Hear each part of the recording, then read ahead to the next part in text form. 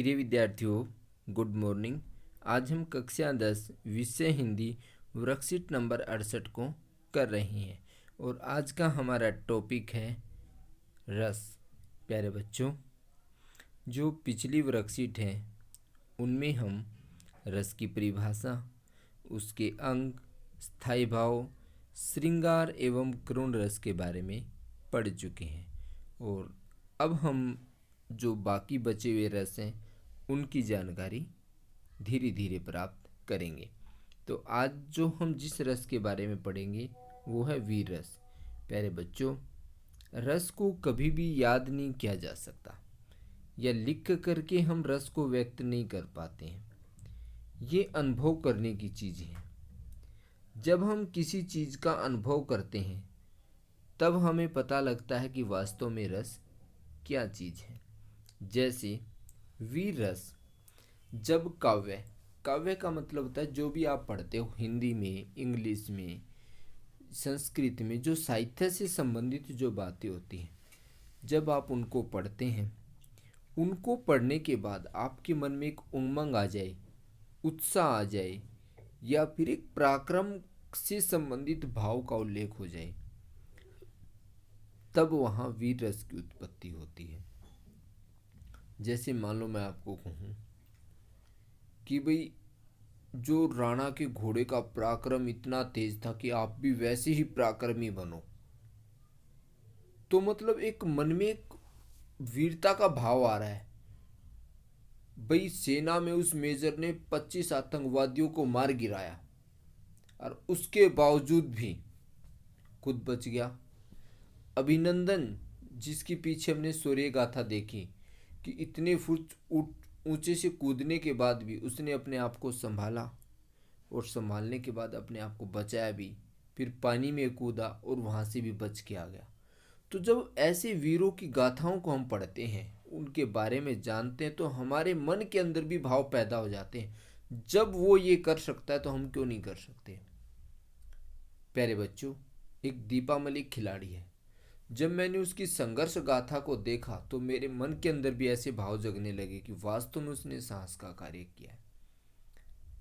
तो जब हम काव्य में किसी चीज को पढ़ते हैं और उसको पढ़ने के बाद हमारे मन के अंदर जो उत्साह और उमंग पैदा होते हैं, तब सोच लेना कि वीर रस की उत्पत्ति हो रही है। जैसे अब ये उदाहरण है, मैं सत्य कहता हूं सके सुकुमार न मानो मुझे, मैं सत्य कहता हूं सके सुकुमार न मानो मुझे, यमराज से भी युद्ध को प्रस्तुत सदा मानो मुझे। ये यहाँ पे युद्ध है, थोड़ी सी मिस्टेक है वर्कशीट में, युद्ध है ये। प्यारे बच्चों, ये जो पद्यांश लिया गया है ये मैथिली शरणगुप्त की कविता है जयद्रथवध, उससे लिया गया है। जब अभिमन्यु को घेर लिया जाता है तो सभी उसके बारे में कहने लगते हैं कि ये तो बच्चा है, सुकुमार है। तब उनके प्रत्युत्तर में अभिमन्यु जवाब देता है और वो कहता है कि मैं सत्य कहता हूं सुकुमार न मानो मुझे। कह रहा है कि मैं आपको ये सच बात कह रहा हूं कि आप मुझे सुकुमार मत मानिए, यमराज से भी युद्ध को प्रस्तुत सदा मानो मुझे, कि मैं यमराज से भी डरने वाला नहीं हूं। फिर आगे इसकी दो लाइनें में वो कहता है कि भाई आप मेरी बात पे ये मत सोचना कि मैं गर्व करके कह रहा हूं कि न तो मैं अपने पिता से डरता हूं युद्ध भूमि में और न मैं अपने मामा से डरता हूं, इसलिए मुझे कुमार समझने की गलती बिल्कुल मत कर लेना। मतलब ये बात देख करके वीरता की उत्पत्ति हो रही हमारे मन को, वास्तव में वो सांस भरी बातें कर रहा था वहां पे। अब आती हास्य रस की बारी। किसी वस्तु या व्यक्ति की घटनाओं और भावनाओं से संबंधित काव्य को पढ़ने से उत्पन्न रस को हास्य रस कहते हैं। हास्य रस का स्थायी भाव हंसी होता है या हास होता है। प्यारे बच्चों, अब हास्य रस जिस बात को सुन करके, पढ़ करके, देख करके हमारे मन के अंदर हंसी के भाव पैदा हो जाए, समझ लेना वही हास्य रस है। ये रटने की चीज़ नहीं है, ये मन में अनुभव करने की चीज़ें हैं। आप कपिल कॉमेडी देख रहे हो, तारक मेहता का उल्टा चश्मा देख रहे हो, आपको कपिल के एक्सप्रेशन देखते हंसी आ जाती है, इसका मतलब आपने उसके दिमाग को पढ़ लिया, क्यों कहना क्या चाह रहा, हंसी तभी आई ना। तो इसी प्रकार से जब हम किसी काव्य को पढ़ते हैं, किसी व्यक्ति की, वस्तु की, घटनाओं को देखते हैं, उनको समझने का प्रयास करते हैं, और उस समय जो हमारे मन के अंदर भाव उत्पन्न हो हंसी के, वही हास्य रस होता है। ठीक है ना। तो हास्य रस की उदाहरण देने की आवश्यकता नहीं है, बस इसको आप ऐसे समझ जाओ कि किसी बात को पढ़ करके, देख करके, सुन करके हमारे मन के अंदर जो हंसी के भाव पैदा होते हैं, वही हास्य रस है। हंसी का चुटकुला वो भी हास्य रस से संबंधित है, कपिल कॉमेडी वो भी हास्य रस से संबंधित है, तारक मेहता का उल्टा चश्मा उसमें ज्ञान की बातें भी आती हैं और हास्य रस की भी आती हैं। अब रौद्र, रौद्र मतलब जहां पे क्रोध के भाव पैदा होते हों, एकदम गुस्सा आ जाए तुरंत कह करके, तो वहां पे रौद्र रस होता है। और इस प्रकार की रचनाओं में उत्प्रेरण संबंधी विवरण होता है, और रौद्र रस का स्थायी भाव क्रोध होता है। इसमें उदाहरण क्या दिया है, श्री कृष्ण के सुन वचन, अर्जुन क्रोध से जलने लगे। भगवान श्री कृष्ण ने अर्जुन को एक ऐसी बात कह दी कि वो जलने लग गया, भाई अब तो बस छोड़ूंगा नहीं, चाहिए कोई आगे आ जाए।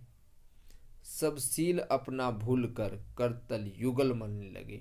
सब कुछ जो विनम्रता के भाव उसके अंदर भरे हुए थे अपने गुरुजनों के प्रति, सब भूल गया वो, और तुरंत अपने हाथों को मलने लग गया, भाई अब आ जाओ, कौन आएगा, छोड़ूंगा नहीं।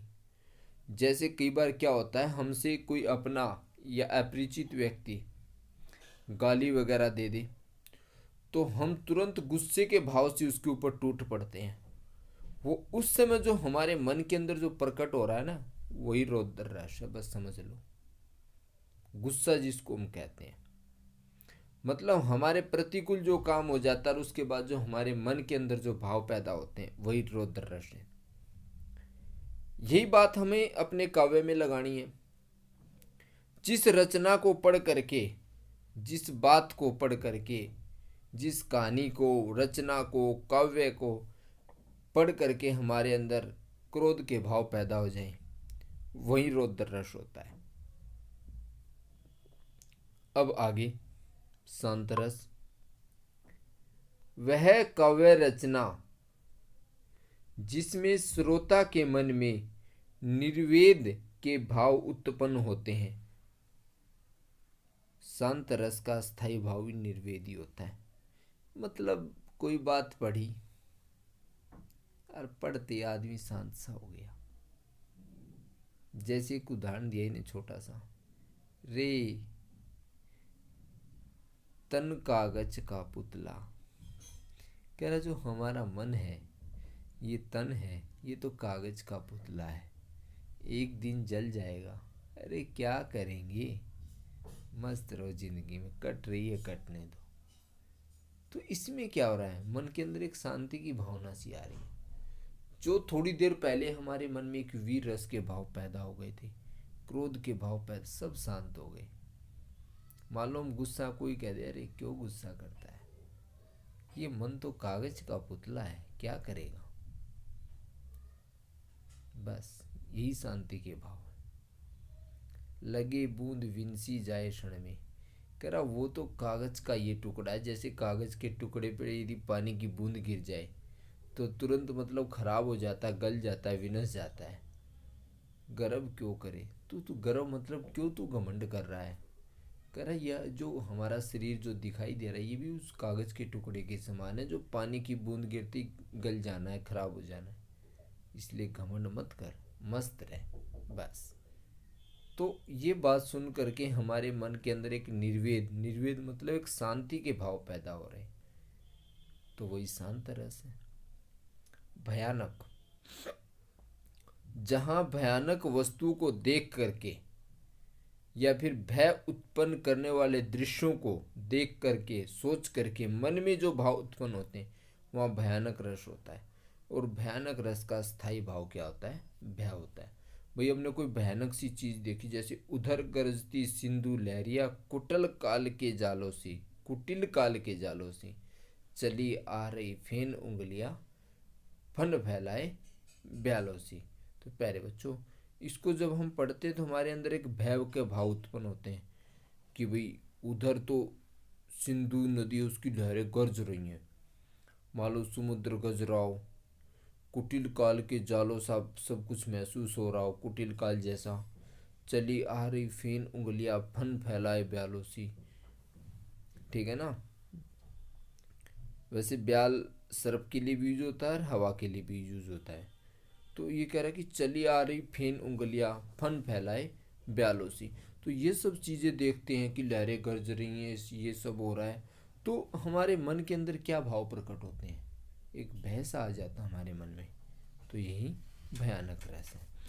अब इसके उदाहरण है, वीर रस कहाँ होता है प्यारे बच्चों, जो वर्कशीट में उससे अलग लिखना है। हास्य रस कहाँ होता है, रौद्र रस कहाँ होता है, शांत रस कहाँ होता है। तो प्यारे बच्चों, वीर रस जब काव्य में उमंग उत्साह और पराक्रम से संबंधित भाव का उल्लेख होता है वहाँ पर वीर रस होता है। जैसे वीर तुम बढ़े चलो, धीर तुम बढ़े चलो, हाथ में ध्वज रहे, बाल दल सजा रहे, ध्वज कभी झुके नहीं, दल कभी रुके नहीं, वीर तुम बढ़े चलो, धीर तुम बढ़े चलो। ये तो कविता आपने बचपन में बहुत पढ़ी होगी, बहुत मज़ेदार कविता रही है और आज भी पढ़ते हैं तो एक मन में भाव आ जाते हैं वीरता के, वीर तुम बढ़े चलो, धीर तुम बढ़े चलो। तो प्यारे बच्चों, यही वीर रस है। हास्य रस जहाँ पर किसी विचित्र स्थिति, वाणी, वेशभूषा आदि की विकृति को देख करके हमारे मन के अंदर जो हंसी का भाव उत्पन्न होता है वही हास्य रस है।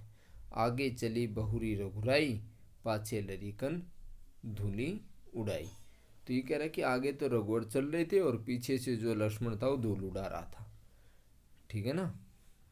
रौद्र रस कहाँ होता है, जिस काव्य रचना को पढ़ करके या सुन करके हमारे मन के अंदर जो भाव पैदा होते हैं वही रौद्र रस होता है। रे नरी बालक काल बस बोलत तो ही न संभार, दोनों ही सम त्रिपुरारी धनु विदित सकल संसार। ये राम परशुराम संवाद से लिया गया है। परशुराम जी जब लक्ष्मण जी उस पर कोई टिप्पणी कर देते हैं तो परशुराम जी कहते हैं कि हे बालक, तू नहीं, तेरा काल बोल रहा है, काल। कह रहा तू जानता नहीं, ये त्रिपुरारी अर्थात भगवान शिव का धनुष है और इस धनुष के बारे में तो सकल संसार जानता है। और आप कह रहे क्या है, धनुष ही तो है, आप इसको ऐसी साधारण धनुष समझ रहे हैं। मतलब उसको इतने तुरंत गुस्सा आ जाता है जब वो उन पर टिप्पणी कर देते हैं कुछ ऐसी। तो ये रौद्र रस का उदाहरण है। शांत रस कहाँ होता है, एक उदाहरण दीजिए। तो प्यारे बच्चों, जिस काव्य रचना को पढ़ने से सुनने से हमारे मन के अंदर एक वैराग्य के भाव उत्पन्न होते हुए शांत रस होता है। जैसे ओ क्षण भंगुर भव राम राम। कह रहा कि ये जो हमारा जीवन है क्षण भंगुर है, शांत हो जा भाई, टेंशन नहीं लेनी किसी प्रकार की। तो प्यारे बच्चों, आशा करता हूँ आप इन सबको समझ गए होंगे। और हमने एक वीर रस का उदाहरण जैसे पढ़ा था, तो प्यारे बच्चों मैं आपको बता देता हूँ, जो वीर रस है वो 4 प्रकार का होता है। दानवीर, दयावीर, धर्मवीर और युद्धवीर। तो हमारा जो उदाहरण था जो हमने ऊपर पढ़ा वर्कशीट में, वो युद्धवीर का उदाहरण था। तो आशा करता हूँ प्यारे बच्चों आप इस वर्कशीट को समझ गए होंगे। धन्यवाद।